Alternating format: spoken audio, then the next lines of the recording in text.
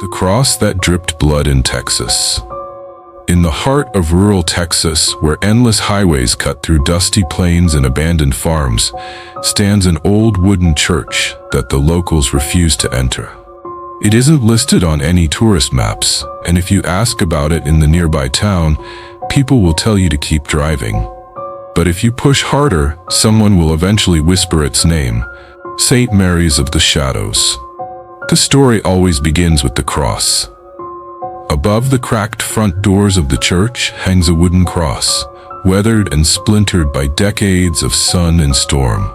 Travelers who stumble upon the place at night swear they have seen something drip from it.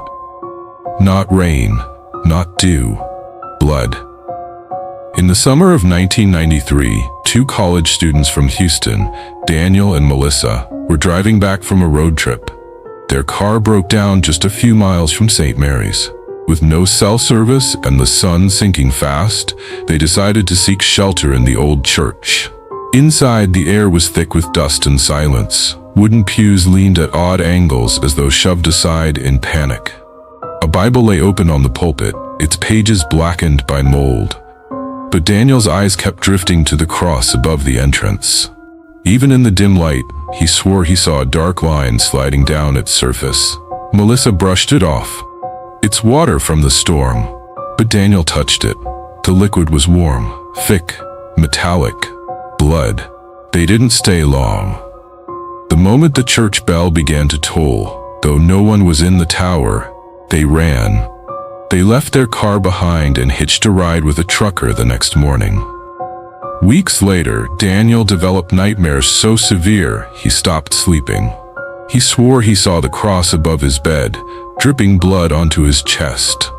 Locals say the church was cursed in the 1800s, when Texas was still a frontier of blood and land disputes. A preacher named Elias Harrow led the congregation. He was known for fiery sermons against outsiders and claimed demons walked among the settlers. One night, during a violent storm, the townsfolk found Elias nailed to the very cross that still hangs above the church doors. His own followers had turned on him after whispers of dark rituals in the basement. They claimed he sacrificed travelers and mixed their blood with holy water. From that night on, the church was abandoned, but travelers continued to disappear near the property. Ranchers swore their cattle refused to graze within sight of the steeple. And when storms rolled in, the cross bled. Over the years, ghost hunters, thrill seekers, and paranormal investigators have flocked to St. Mary's. Some left with eerie recordings of whispers chanting beneath the floorboards. Others captured photos of shadowy figures in the windows. A few never returned. In 2008, a group of amateur investigators from Dallas live-streamed their visit. Viewers watched in horror as one of them screamed, "It's dripping!" before the feed cut out. Police later found their equipment scattered across the pews, but the group themselves were gone. The video still circulates on underground forums under the title, "Texas Cross Bleeds on Camera." Perhaps the most chilling account comes from a truck driver named Carl, who stopped on the roadside near the church in 2015. He claimed he saw a pale figure standing beneath the cross, its arms stretched out as if nailed to invisible wood. When he blinked, the figure was gone, but the cross glistened wet under the moonlight. He got back in his rig and never drove that stretch of Texas highway again. Skeptics argue that the red streaks are nothing more than rust from old nails mixing with rainwater. Others blame bats nesting in the rafters, but those who've stood beneath it say otherwise. The smell is undeniable. Iron, copper, the raw stench of blood. Some claim it's a warning, the preacher's curse seeping into wood and air.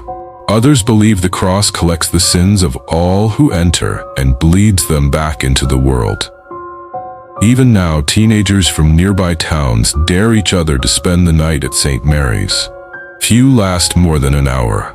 They say the pews creak as though unseen bodies sit watching. They hear nails hammering into wood.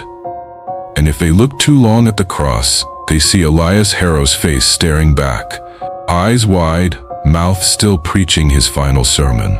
The haunted church in Texas may never appear on official maps, but its legend grows darker each year. Travelers whisper of it at gas stations. Paranormal forums trade stories of those who vanish there.